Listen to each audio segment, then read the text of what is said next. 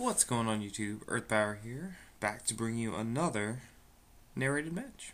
So, today I have myself running Lightwater Nature MegaBugs versus Lightwater Nature MegaBugs. Lightwater Nature MegaBugs versus CVH's Lightwater Fire Dragons. So, both of these decks are 40 card lists. The tempos generally, as you guys probably already know, want to usually be around 40. You don't want to miss key progressions. And dragons now too, we're starting to see lists that tend to follow that trend of wanting to be 40 to make sure that they see their progression of birds to the level 5 dragon to certain tap or removal dragons to battle the other tempo progressions, as well as get under control and to put the pressure on control as most tempo decks do. So, before we get into this match, I want to give a quick shout out to Soul Stealer, the guy who made the intros. I've been using his new intro, that space one. Let me know if you guys like it. I will plan on going back to the old one and kind of using both. In between, CVH still needs to make me new music for the old intro, so I'm just kind of using this one for the time being. And hopefully CVH will get on his game and fix that intro. So, this is a tricky matchup for me. Bugs generally doesn't have a great time dealing with dragons unless it can hit like I need certain key things to happen. I need to be able to drop like the turn 2, which I missed there. Swordhorn is super critical, which I do have on turn 3, so that's a nice thing. It's something that can't be destroyed by Herald necessarily, without a couple of key pieces to work out. And then being able to get rid of his bird when he summons it. Me being on the play here is really powerful if I have Rusaka or Piercing Judgment. In this case, I do have Piercing in my hand. I don't, however, have Water Mana. So I haven't seen any other water cards but that Piercing, and it's so key of a card that I do want to hold on to it. Here I get the Homunculon off of the Manatic, which is pretty good, barring he has the turn 4 Herald of Infernus. If he has that, things are going to get really complicated. And he does. So, now he's drawing cards with his dragons with Nyx on board. I've already missed a key turn to get rid of the Nyx, and now the Herald is the new threat. So even if I can deal with Herald this turn, I've still got the Nyx on board that's making all of his dragons cost less in his hand, allowing him to drop cards like Lyra, as well as a General Skycrusher to deal with my progression in a much more timely fashion. Here I did make a misplay. I should have tapped that Nyx and used Herald, or used the Swordhorn to attack the Nyx. If he decided not to block, I could have just bumped with the Manatic, not losing the Manatic. That was just a poor play on my part, and I get punished for it here because he has the turn 5 Lyra to drop. Thanks to Nyx, draw an extra card, tap down my Homunculon, swing over it with Herald, and then drop the General Skycrusher, both the cards I was just mentioning. Come down and pretty much destroy my entire field. I finally hit Water Mana, coming to Rusaka, put the Piercing Judgment down because it's not doing me too much anymore. I guess I could have bounced the Herald and tapped the Nyx, but I just needed to have the extra creature on board. And using the Rusaka to simply bounce the Nyx back was, I guess, a little more beneficial. Make him either resummon it or do something else. He does have Logo Scan though, which is a nice tag in his deck. And then with his remaining 3 mana on turn 6 is able to drop the Nyx again. So I do have the Homunculon to tap down the Nyx, power up Rusaka, and banish it again. I'm just trying to hold him to this Lyra and General Skycrusher right now. If I can force him to use the majority of his resources to keep my board clean, hopefully I can get some sort of advantage rolling here. And now it just goes all downhill when he summons that Finbar. So he double breaks with Lyra to draw extra cards. He's got so much in his hand right now, and I am literally, after missing 2 critical turns here, just so far behind. Honestly, this is almost scoop phase at this point. There's not a lot that I'm going to be able to do because he is 2 turns away from Andromeda, and once that comes down, because he already has 5 shields, it's just going to be an almost unwinnable state for me. So, taps 8 here to summon a bird as well as another Lyra, tap down my laws, and at this point he doesn't even care about it, just double breaks my last 2, draws a card with a Finbar, and breaks the last Finbar.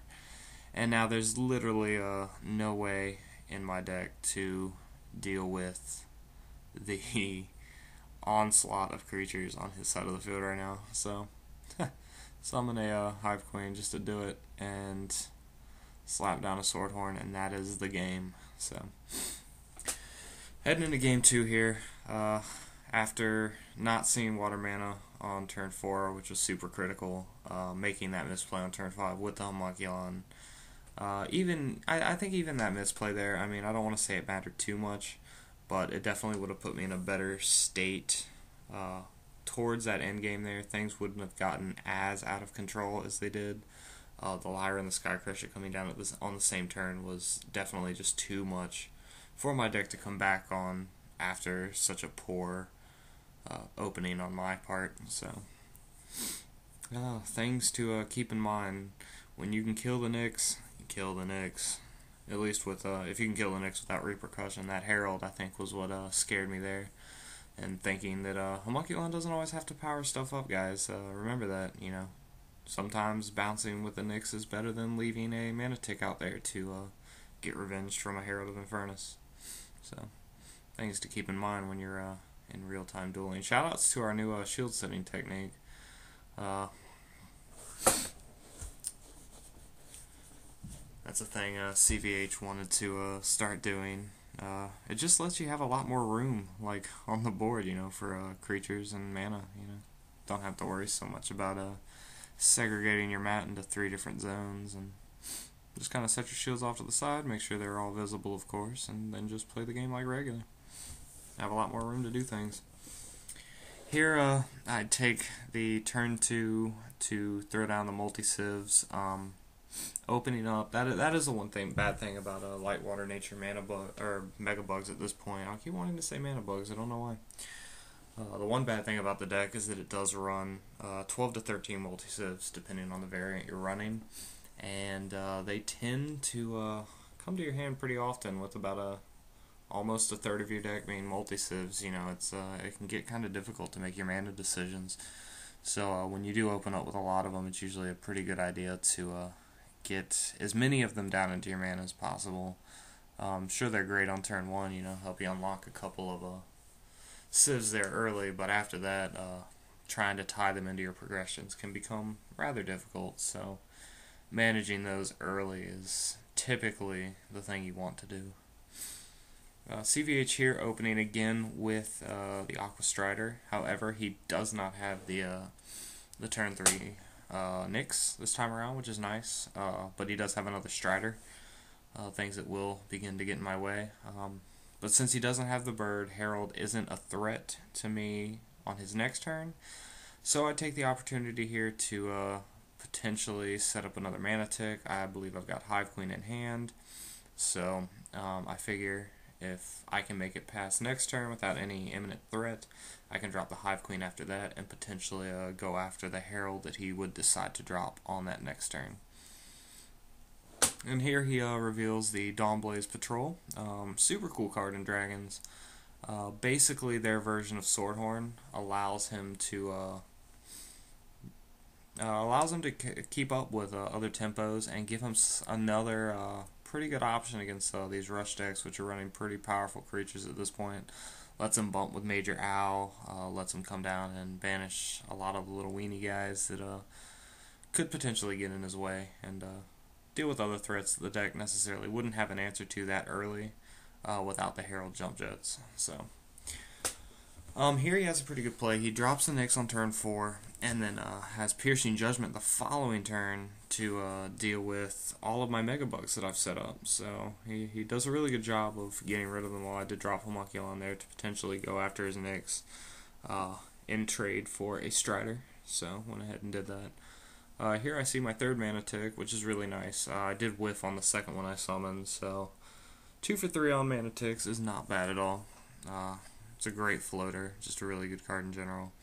Go ahead and tap down his Nyx with my Lyra that I summoned on the previous turn and go after it this turn, forcing him to use Strider, and now it's just a really critical turn. He has to top a dragon, and if he doesn't, I should be in a pretty good way. I think I've got a Piercing Judgment in my hand to potentially deal with the 3 birds that he dropped the previous turn, or the 2 other birds that he dropped the previous turn.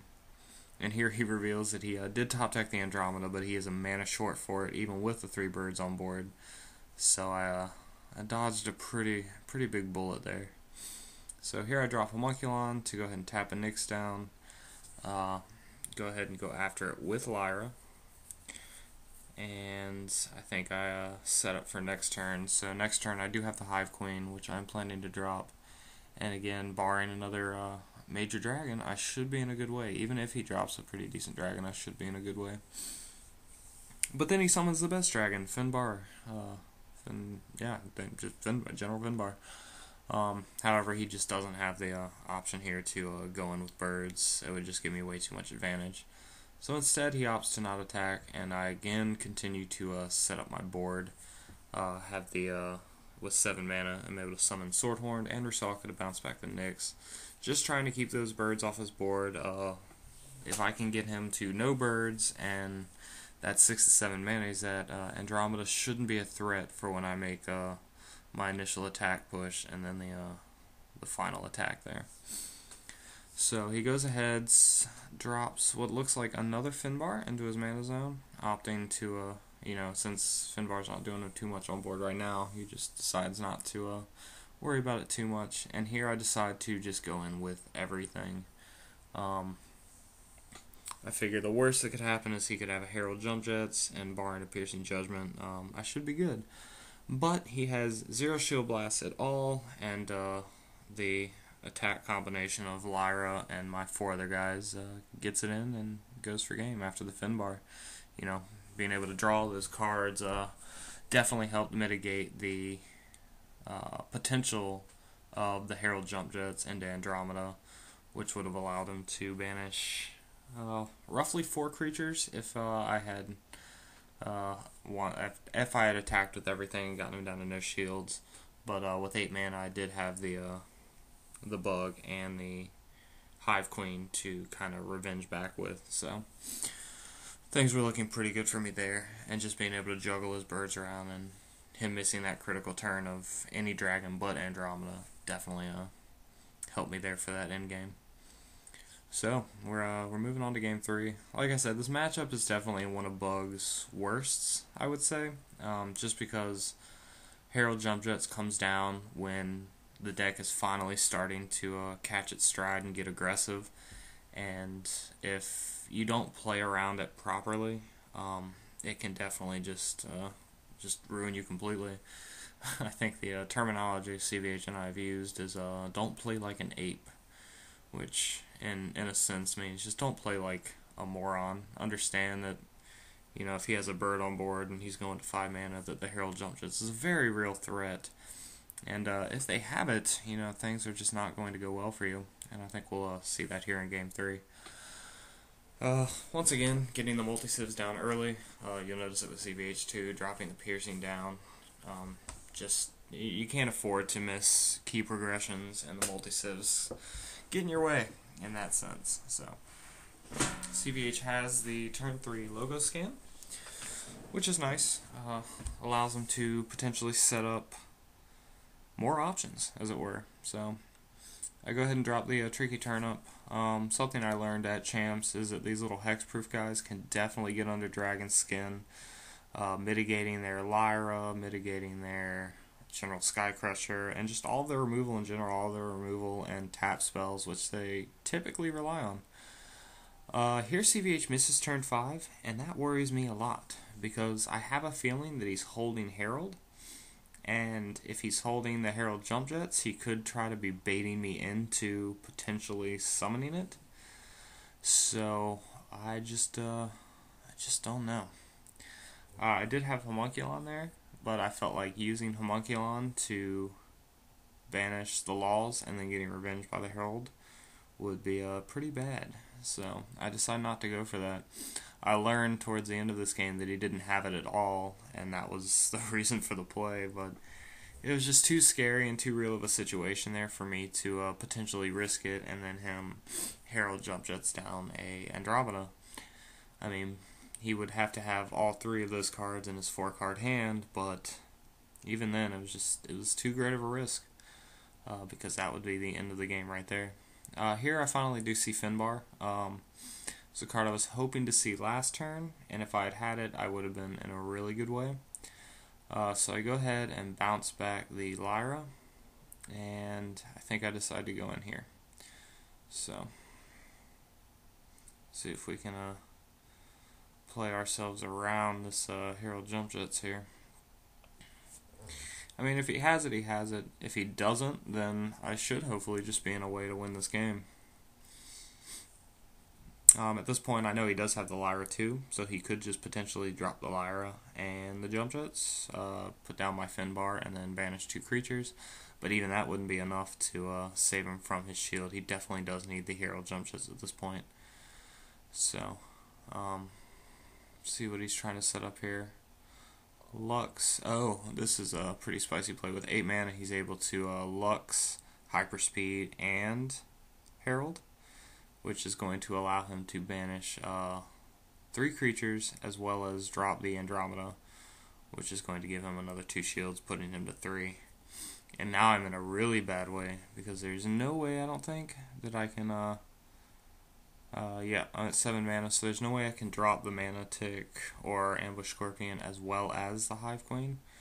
So I just need to rely on setup here. I gave him a lot of cards in his hand, so if he does have the second Andromeda on this next turn, or the Lyra, which I know he has, and he's able to go Lyra into Andromeda with the Herald of Infernus, then I could just potentially lose this game right here. So I decided to drop as many creatures as I can and just hope that he does not have the other Andromeda. If he doesn't, then I should hopefully be in a good way to potentially end this game, being able to turn 8, drop the bait bug into the Hive Queen. But we'll see what he has.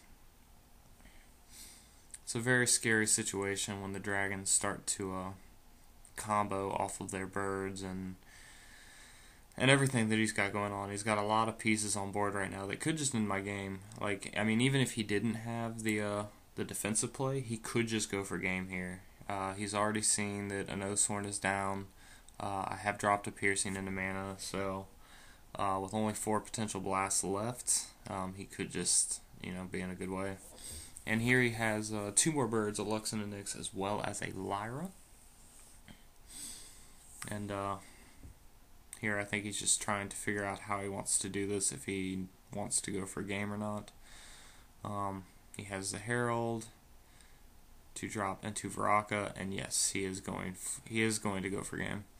And here he potentially tries to tap the 2 mana to summon the Aqua Strider that he summoned, and then he complains about no main phase 2. But that's CVH for you.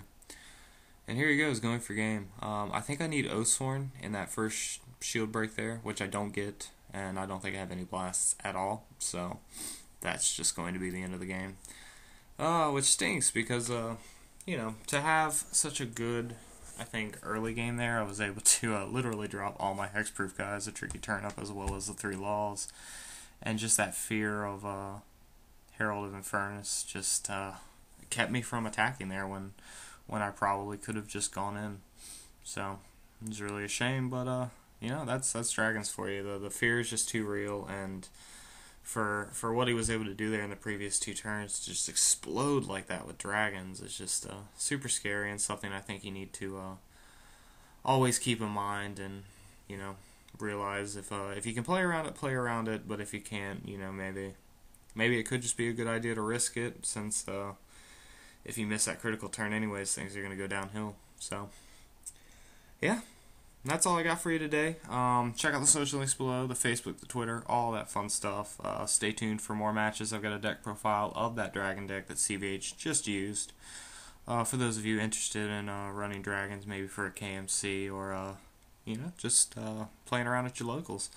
So check that out. Stay on the lookout for that. That'll be up tomorrow, and then we'll have the our PA KMC coming up on Saturday. So stay on the lookout for video blogs. That'll be myself, CVH, and Theo heading up there, picking up Swan on the way, and we're just gonna have a grand old time.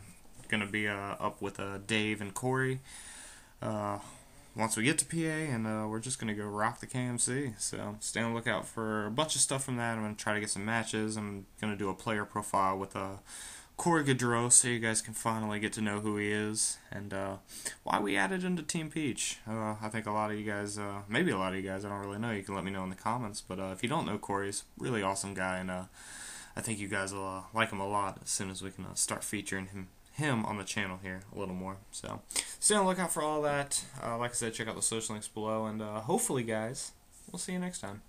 Peach.